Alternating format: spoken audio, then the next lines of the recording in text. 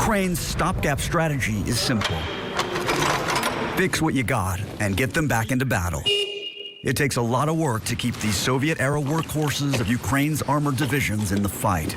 Do these tanks need a lot of maintenance and repair? They're old. It's no secret, says Roman Batsenko. They need repair and good handling. And he would know. Batsenko is a gunner with the Ukraine Army's 3rd Tank Unit, known as the Iron Brigade. His call sign, Lion. Why Lion? I was born in August, he says. I also have a lion tattoo from before the war. And, well, it's my character. Before the war, Lion worked for 15 years for the railway. Now, after a year of fighting, tanks are his identity. At this stage of the war, how important are tanks? The tank is primarily needed for the infantry, he says. Cover, deliver, evacuate the infantry. Tanks are necessary, and the more the better. Major tank battles with the Russians loom. The location of Ukraine's tanks, even while under repair, top secret. This tank repair facility, we're told, is the closest one to the front lines, and it's busy here. But we can't show you the location or tell you exactly where we are because they know that this would be a prime Russian target. The coming weeks of the war, while the ground is still frozen, will likely be a game of tanks. And for Ukraine, a game of waiting for better, faster, safer Western tanks to arrive. British Challengers, German Leopards, and American M1 Abrams. How less safe are the tanks that you're using compared to the ones that are coming from NATO countries? Our tanks are different, Lion says. They were produced in the USSR, and there were problems with safety. Our ammunition is under us. But Lion won't be upgrading to a Leopard. He'll stick to his T-72B, battle-scarred and tested. We had a fight. Our tank was hit 7 times, but we held on, he says, recalling a battle in a village in the Kharkiv region a few months ago.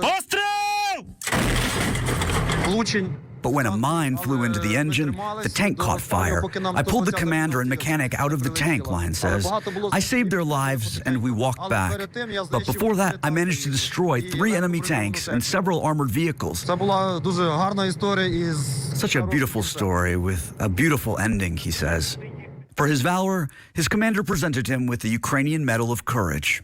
What's it like to be in a tank battle with the Russians? The battle itself is going on 10-15 minutes. The main thing is to be focused, trust each other, and then everything will be fine.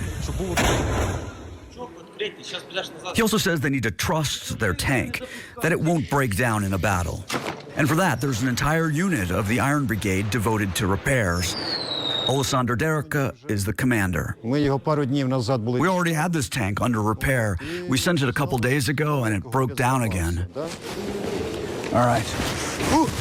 All right. Oh, okay. Derica allowed me to see for myself. Oh, that's tight.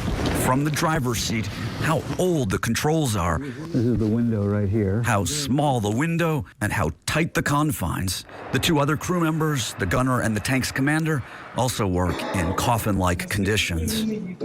When you're repairing these tanks, do you feel responsibility for the people who are going to use them? We definitely feel it. We know all of the mechanics, drivers, and crews we serve, Derica says. The Russian offensive, is that going to make your job harder, more dangerous? There's always danger. We came here and are working to destroy the Russians, to free ourselves from the invaders, Lion says. This is our job. We protect the motherland. In this war, it's always dangerous. That same day, Lion already headed back to the front line. Ukraine won't disclose how many of its tanks have been destroyed, but it's believed to be a significant number of the 2,000 that it began the war with. As for Russia, according to analysis by the International Institute for Strategic Studies, Russia is estimated to have lost nearly half of its battle tanks in its war in Ukraine, Chance. Half. So, Jason, Russians, as you say, some of them have just been abandoned on the battlefield, these tanks. The Ukrainians can use every single advantage they can get at this point. Can they use abandoned tanks? Oh, they can, and they do. The commander of the repair facility told me that some of the ones that come in really don't need much repair. They can basically turn the key and start rolling with them. Actually, they don't have keys. I asked whether their tanks have keys or not. They don't. You can just roll off with them. But he also had ones that were brought into his service center, and they had all the wires ripped out of them. The Russians quickly tried to sabotage them so the Ukrainians couldn't use them. But the Ukrainians know these tanks well, and so they have a lot of experience with repairing them and have been able to put those into service. But they say that really the number that they're getting isn't replacing the ones that are lost, because Ukraine is losing a significant number of tanks as well. It's really turning into a war of tanks. More than 300 Russian tanks have been captured by Ukrainian forces, and the ones that Ukraine's army adds to its arsenal are referred to as trophies in this country. Well, when available, tanks out there, no key necessary, definitely useful. Jayson Bellini and Keep for us tonight. Thank you. Be safe.